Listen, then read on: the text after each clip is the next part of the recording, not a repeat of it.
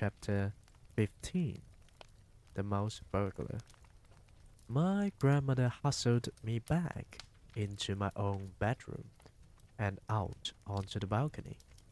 "Are you ready?" she asked. "I'm going to put you in the sock now." "I hope I can manage this," I said. "I'm only a little mouse." "You'll manage," she said. "Good luck, my darling." She popped me into the sock and started lowering me over the balcony. I crouched inside the sock and held my breath. Through the stitches, I could see out quite clearly. Miles below me, the children playing on the beach were the size of beetles. The sock started swinging in the breeze. I looked up and saw my grandmother's head sticking out over the railings of the balcony above. "You're nearly there," she called out. "Here we go." Gently does it. "You're down." I felt a slight bump. "In you go." My grandmother was shouting, "Hurry, hurry, hurry. Search the room." I jumped out of the sock and ran into the Grand High Witch's bedroom. There was the same musty smell about the place that I had noticed in the ballroom. It was the stench of witches. It reminded me of the smell inside the men's public lavatory at our local railway station. As far as I could see, the room was tidy enough. There was no sign anywhere that it was inhabited by anyone but an ordinary person. But then there wouldn't be, would there? No witch would be stupid enough to leave anything suspicious lying around for the hotel maid to see. Suddenly, I saw a frog jumping across the carpet and disappearing under the bed. I jumped myself.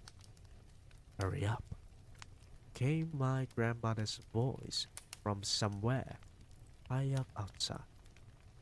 "Grab the stuff and get out." I started skittering round and trying to search the room.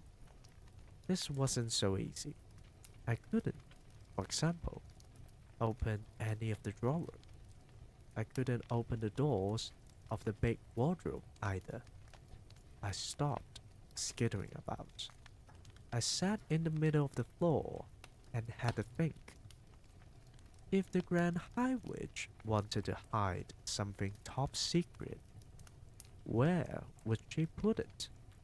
Certainly not in any ordinary drawer.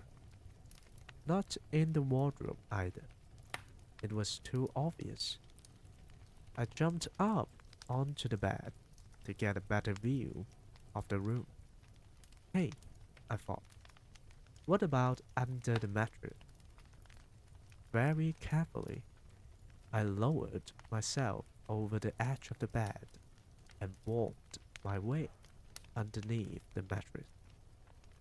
I had to push forward hard to make any headway, but I kept at it. I couldn't see a thing. I was scrabbling about under the mattress when my head suddenly bumped against something hard inside the mattress above me. I reached up and felt it with my paw. Could it be a little bottle? It was a little bottle. I could trace the shape of it through the cloth of the mattress, and right alongside it, I felt another hot lump, and another and another. The Grand High Witch must have slit open the mattress and put all the bottles inside. then sewn it all up again. I began tearing away frantically at the mattress cloth above my head with my teeth. My front teeth were extremely sharp, and it didn't take me long to make a small hole. I climbed into the hole and grabbed a bottle by the neck. I pushed it down through the hole in the mattress and climbed out after it, walking backwards and dragging the bottle behind me. I managed to reach the edge of the mattress. I rolled the bottle off the bed onto the carpet. It bounced, but it didn't break. I jumped down off the bed. I examined the little bottle. It was identical to the one the Grand High Witch had had in the ballroom.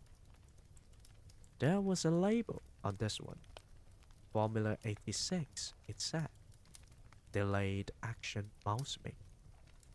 Then it said, this bottle contains 500 doses. Eureka! I felt tremendously pleased with myself. 3 frogs came hopping out from under the bed. They crouched on the carpet, staring at me with large black eyes. I stared back at them. Those huge eyes were the saddest things I had ever seen. It suddenly occurred to me that almost certainly, once upon a time, they had been children. Those frogs before the Grand High Witch had got hold of them. I stood there, clutching the bottle and staring at the frogs. Who are you? I asked them. At that exact moment, I heard a key turning in the lock of the door, and the door burst open, and the Grand High Witch swept into the room. The frogs jumped underneath the bed. Again, in one quick hop, I darted after them, still clutching the bottle. And I ran back against the wall and squeezed in behind one of the bedposts. I heard feet walking on the carpet. I peeped round the bedpost. The 3 frogs were clustered together under the middle of the bed. Frogs cannot hide like mice. They cannot run like mice, either. All they can do, poor things, is to hop about rather clumsily. Suddenly, the Grand High Witch's face came into view, peering under the bed. I popped my head back behind the bedpost. So there you are, my little froggy, I heard her saying. You can stay where you are until I go to bed tonight, and I shall throw you out of the window, and the seagulls can have you for supper. Suddenly, very loud and clear, there came the sound of my grandmother's voice through the open balcony door. Hurry up, my darling, it shouted. Do hurry up. You better come up quickly. Who is calling? Snapped the Grand High Witch. I peeped round the bedpost again and saw her walking across the carpet to the balcony door. Who is this on my balcony? She muttered. Who is it? Who dares to trespass on my balcony? She went through the door onto the balcony itself. What is this knitting wool hanging down here? I heard her saying. Oh, hello, came my grandmother's voice. I just dropped my knitting over the balcony by mistake. But it's alright. I've got hold of one end of it. I can pull it up by myself. Thank you all the same. I marveled at the coolness of her voice. Who were you talking to just now? Snapped the Grand High Witch. Who were you telling to hurry up and come out quickly? I was talking to my little grandson. I heard my grandmother saying, he's been in the bathroom for hours and it's time he came out. He sits in there, reading books, and he forgets completely where he is. Do you have any children, my dear? I do not, shouted the Grand High Witch, and she came quickly back into the bedroom, slamming the balcony door behind her. I was cooked. My escape route was closed. I was shut up in the room with the Grand High Witch and 3 terrified frogs. I was just as terrified as the frogs. I was quite sure that if I was spotted, I would be caught and thrown out over the balcony for the seagulls. There came a knock on the bedroom door. What is it this time? Shouted the Grand High Witch. And as we, the ancient ones, said a meek voice from behind the door. It is 6 o'clock, and we have come to collect the bottles that you promised us, oh, your grandness. I saw her crossing the carpet towards the door. The door was open, and then I saw a whole lot of feet and shoes beginning to enter the room.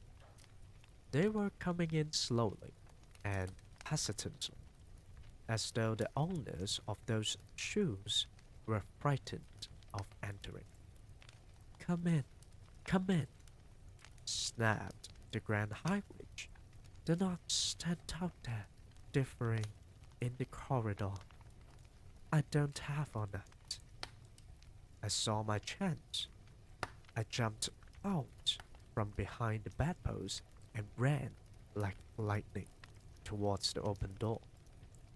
I jumped over several pairs of shoes on the way, and in 3 seconds I was out in the corridor, still clutching the precious bottle to my chest. No one had seen me. There were no shouts of mouse, mouse. All I could hear were the voices of the ancient witches burbling their silly sentences about how kind your grandness is, and all the rest of it. I went scampering down the corridor to the stairs and up 1 flight. I went to the 5th floor and then along the corridor again until I came to the door of my own bedroom. Thank goodness, there was no one in sight. Using the bottom of the little bottle, I began tapping on the door. Tap, tap, tap, tap. I went. Tap, tap, tap, tap, tap, tap. Would my grandmother hear me? I thought that she must. The bottle made quite a loud tap each time it struck. Tap, tap, tap, tap, tap, tap. Just so long as nobody came along the corridor. But the door didn't open. I decided to take a risk. Grandmama? I shouted as loudly as I possibly could. Grandmama, it's me. Let me in. I heard her feet coming across the carpet and the door opened. I went in like an arrow. I've done it, I cried, jumping up and down. I've got it, Grandmama. Look, here it is. I've got a whole bottle of it. She closed the door. She bent down and picked me up and tucked Oh, my darling, she cried. Thank heavens you're safe. She took the little bottle from me and read the label aloud. Formula 86, delayed action mouse.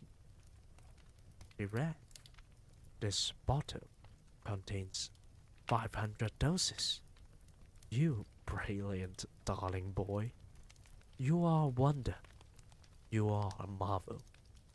How on earth did you get out of her room? I nipped out when the ancient witches were coming in, I told her. It was all a bit hairy, Grandmama. I wouldn't want to do it again. I saw her too, my grandmother said. I know you did, Grandmama. I heard you talking to each other.